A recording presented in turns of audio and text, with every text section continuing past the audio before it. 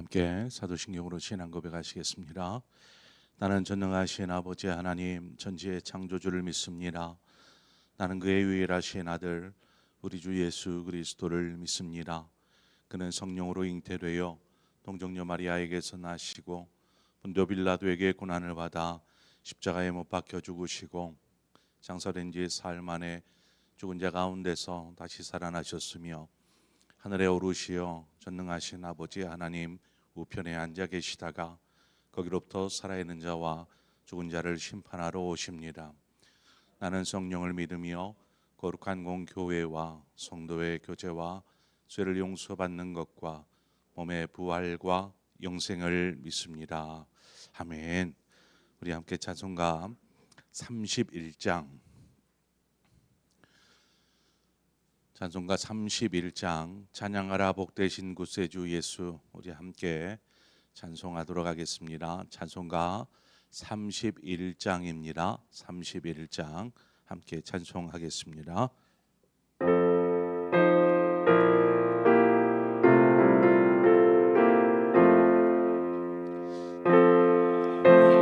나라 복되신 구세주 예수, 백성들아 사랑을 전하세. 경배하라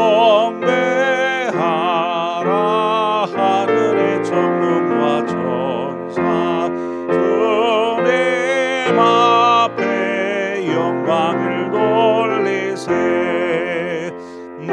목자같이 우리를 지키시고 종일 품에 늘 안아주시니 찬양하라 높으신 권세를. 찬양 찬양 찬양 영원히 드리세.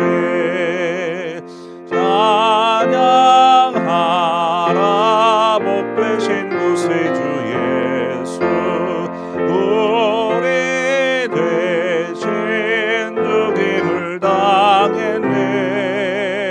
구주 예수 영원한 구원의 소망, 경배하며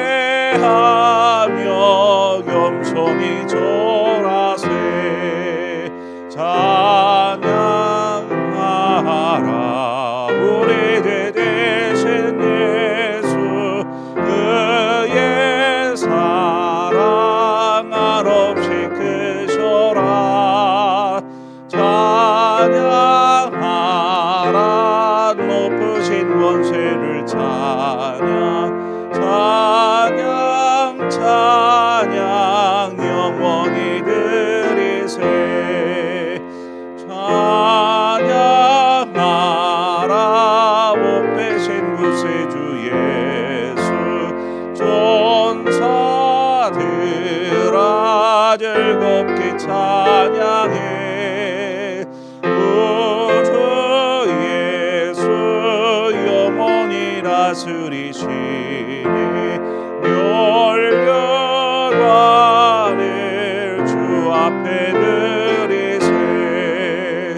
구주 예수 세상을 이기시고 영광 중에 또다시 오시리. 찬양하라 높으신 권세를. 찬양 찬양 찬양 영원히 드리세. 아멘. 하나님 말씀 보겠습니다. 역대하 2장 11절에서 마지막 18절의 말씀을 한 절씩 교독하겠습니다. 역대하 2장 11절에서 마지막 18절의 말씀을 한 절씩 교독합니다. 두로 왕 후람이 솔로몬에게 답장하여 이르되 여호와께서 자기 백성을 사랑하심으로 당신을 세워 그들의 왕을 삼으셨도다.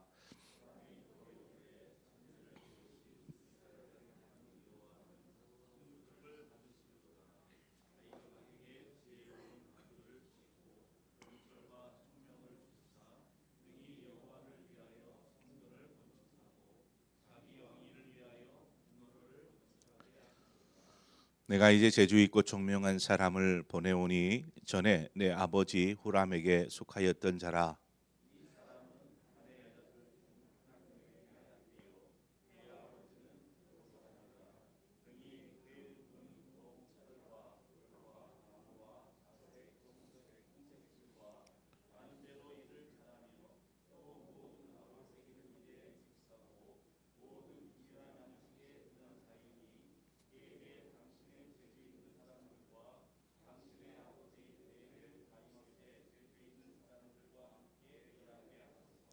내 주께서 말씀하신 밀과 보리와 기름과 포도주는 주의 종들에게 보내소서.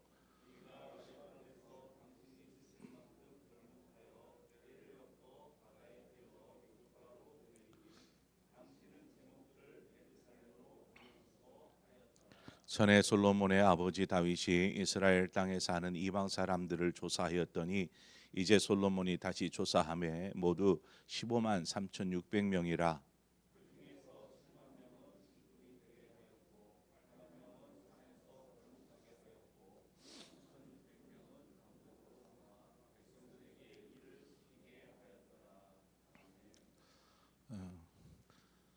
본문은 솔로몬이 이제 두로 왕 후람에게 성전 건축과 궁궐을 건축하는 데 있어서 좀 필요한 것들을 요청하였던 그 편지를 받은 후람 왕이 이 솔로몬에게 보내는 편지입니다. 이제 답장이지요. 3절에서 알 수 있듯이 후람은 매우 다윗과 우호적인 동맹의 관계였습니다. 열왕기상 5장에 보면 좀 더 자세하게 뭐라고 말하냐면 말미에 후람이 여기서는 이제 히람이라고 나오는데 히람이 평생에 다윗을 사랑하였음이라 이렇게 기록하고 있습니다. 뭐 후람과 히람은 같은 사람입니다. 히람이 다윗을 사랑하였다라는 것은 그 두로 왕과 이스라엘 다윗 왕 사이에 그만큼 친밀한 관계였다라는 것이죠. 그래서 다윗이 궁궐을 짓고자 할 때에 백향목과 기술자를 보내 주었던 것입니다.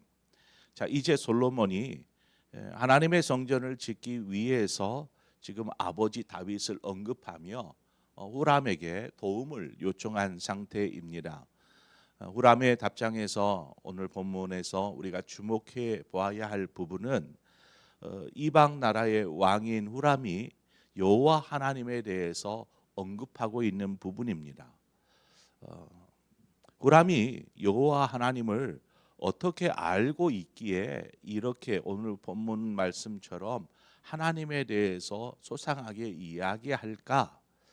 단순히 이제 왕들 간에 오고 가는 편지이다 보니까 서신이다 보니까 어떤 외교적으로 상대방 나라의 왕과 그가 믿는 신을 존중해 주는 차원에서 이렇게 표현한 것일까? 아니면 후람도 이스라엘의 하나님을 인정하고 있었던 것일까?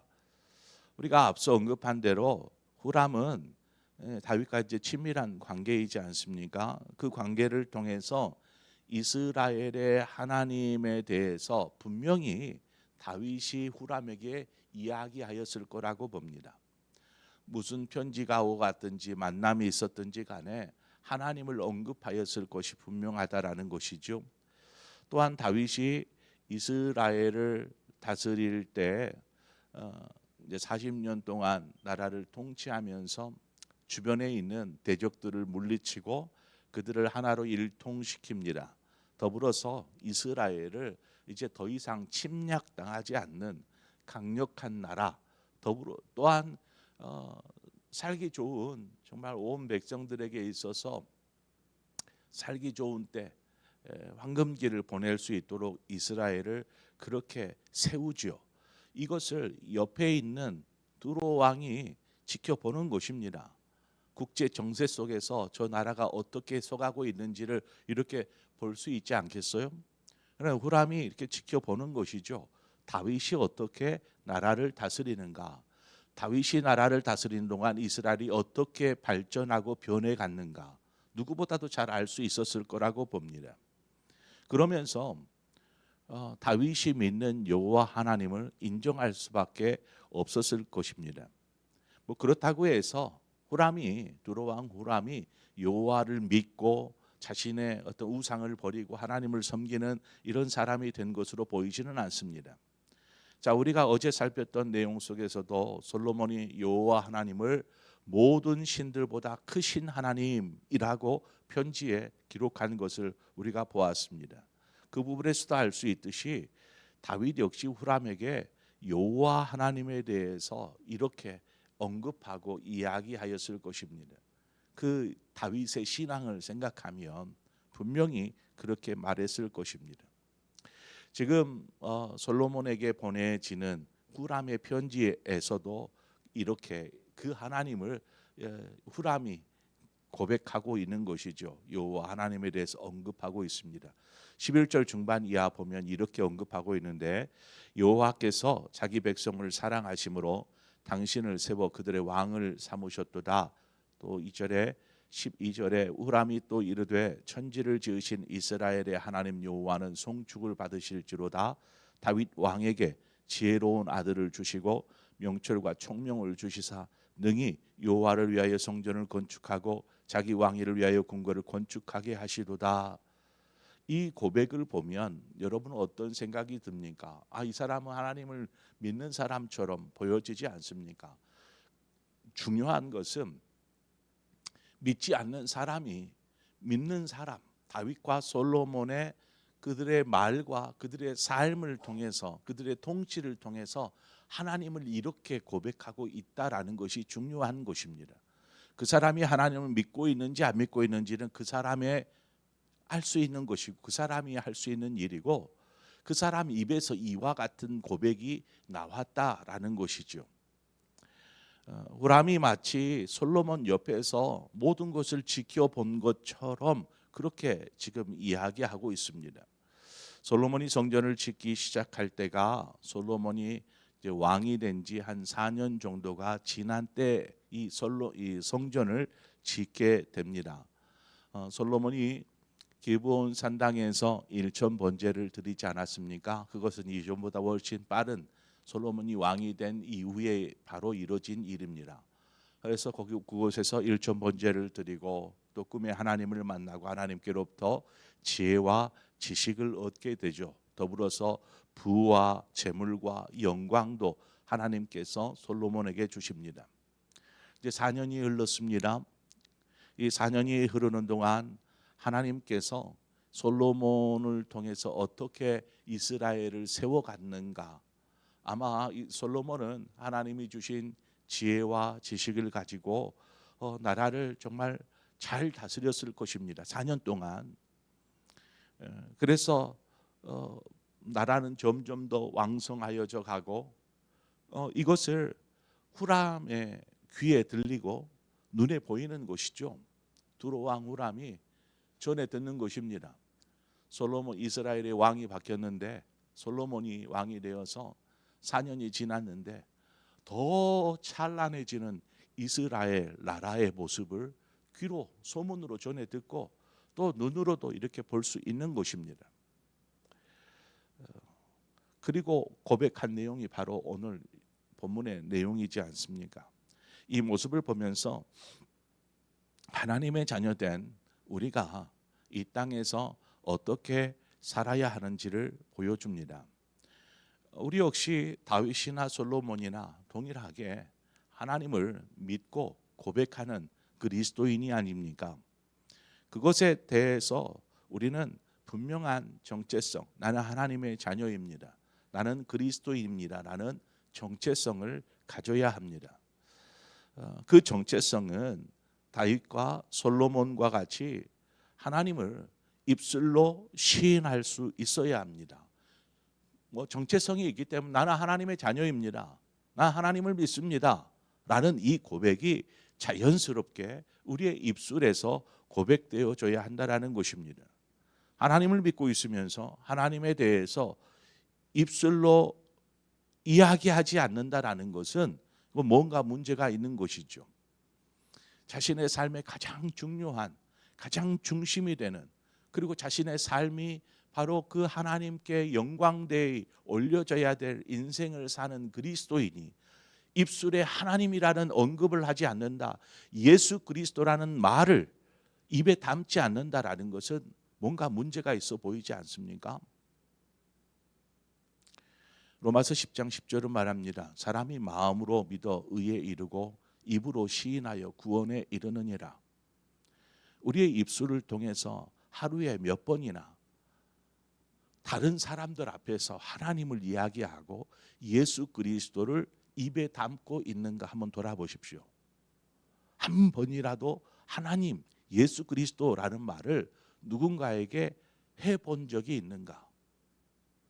하나님의 자녀고 그리스도인이란 정체성을 가진 우리가 하나님에 대해서 이런 방구 이야기를 하지 않는다? 이방 나라의 우상을 섬기는 사람에게 우리 하나님 여호와는 모든 신들 중에 가장 크신 하나님이시다라고 고백하는 솔로몬의 고백 서신 속에서도 알 수 있는 것처럼, 우리는 분명히 우리의 입술을 통해서 하나님을 이야기할 수 있어야 합니다. 무엇보다도 하나님께서 우리에게 말씀하신 것이 땅끝까지 이르러 내 증인이 되라는 것이지 않습니까? 가서 전하라는 것입니다. 하나님에 대해서, 내가 믿는 하나님, 언제나 하나님 나와 함께 하시고 나를 지키시고 보호하여 주시옵소서라고 간청하지만 나는 하나님과 따로 떨어져서 살아갑니다. 이것은 문제가 있는 것이죠. 하나님이 나와 함께 하심을 믿는다라면 내 입술을 통해서 하나님이 고백되어져야 하는 것입니다. 더불어 우리의 삶을 통해서 하나님을 믿는 사람의 모습, 삶의 모습이 보여줄 수 있어야 한다라는 것입니다. 후람이 다윗을 통해서 여호와 하나님에 대해서 전해 들었고, 그 하나님이 다윗이 통치하는 그 40년 동안 어떻게 이스라엘을 세워주는지를 이방 나라 왕이 지켜보았습니다. 이어진 솔로몬의 통치가 시작된 때에도 몇 년은 흐르지 않았지만 솔로몬을 하나님께서 지혜롭게 하셨고 그 통치가 정말 아름답게 하셔서 이스라엘을 정말 더 찬란한 나라로 세워가는 것을 옆에서 지켜보는 것입니다. 이처럼 하나님을 믿는 우리의 삶은 믿지 않는 누군가가 보고 있는 것이죠. 주목해서 보는 것은 아닙니다. 우리의 모습이 비춰져 보이는 것입니다. 자연스럽게 삶을 통해서, 직장에서, 일터에서, 아니면 누군가와 만나든지 그 속에서 그리스도인, 하나님의 자녀, 그 사람의 모습이 당연히 비춰지고 있지요. 그런데 그 비춰지는 모습이 세상 사람들보다 더 세상적이고 더 이기적인 모습이어야 되겠냐라는 것입니다. 그리스도인들, 교회 다니는 사람들, 이런 사람들에게서 이런 말들이 오고 가는, 지금 우리나라의 조사 가운데 보면 75%라고 합니다. 나는 교회 다니는 사람을 신뢰할 수 없어. 75%가 그리스도인들에 대해서 신뢰하지 않는다. 그들의 말을 신뢰하지 않는다라고 말합니다.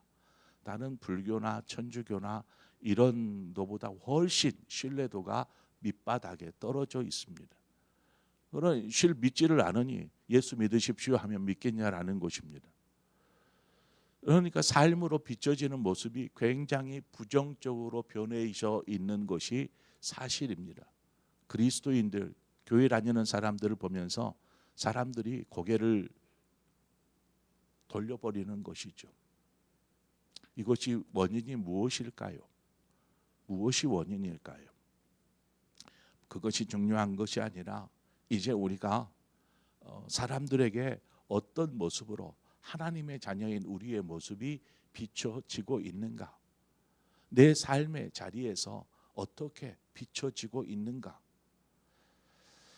우리의 입술을 통해서 또 우리의 삶을 통해서 하나님의 선하심이, 하나님의 그 영광이 드러나게 해야 합니다. 후람은 솔로몬의 요청대로 기술자를 한 사람 이렇게 보냅니다. 그 사람은 금속과 또 공예에 매우 뛰어난 재능을 가진 사람이었습니다. 이 사람이 누구인가? 오늘 본문에는 명확하게 이름이 나오지 않지만 열왕기상 7장 14절에 가보면 그는 납달리 지파 과부의 아들이요 그의 아버지는 두롯 사람이니 노스의 대장장이라. 이 히람은 모든 논일의 지혜와 총명과 재능을 구비한 자이더니 솔로몬 왕에게 와서 그 모든 공사를 하니라. 이 사람 이름이 히람이라는 것을 알 수 있습니다. 히람은 자신이 가진 재능, 얼마나 그 재능이 빛을 발하기 위해서 얼마나 수고하였겠습니까? 얼마나 많은 금속들을 만졌고 얼마나 많은 공예품들을 만졌고 온 손은 굳은 손이 되어 있을 것이 분명합니다. 여하튼 그가 하나님이 주신 재능을 꽃을 피우기 위해서 무던히 노력하고 했더니 나중에는 나라에서 최고 가는 대장장이요 공예품 재능이 있는 기술자가 되었다라는 것입니다. 그리고 그 재능을 지금 이스라엘로 와서 하나님의 성전을 짓는 일에 참여하게 된 것이죠. 하나님은 우리 각 사람에게 재능을 주셨습니다. 각 사람이 가진 재능, 남들보다 월등히 뛰어나거나 히람처럼 그렇게 할 수도 있고요, 그렇지 못할 수도 있습니다. 우리 각 사람에 따라서 뭔가 은사나 어떤 잘할 수 있는 것들이 있죠. 이것들을 우리 스스로 열심히 노력하고 개발하고 더 발전시켜 가야 합니다. 또한 그 재능이 남들보다 뛰어나든 아니면 뛰어나지 않든지 간에 하나님을 위해서 사용한다라는 것이 중요한 것입니다. 하나님이 주신 재능을 가지고 그저 내 영광을 위해서 사용하는 것도 필요하지요.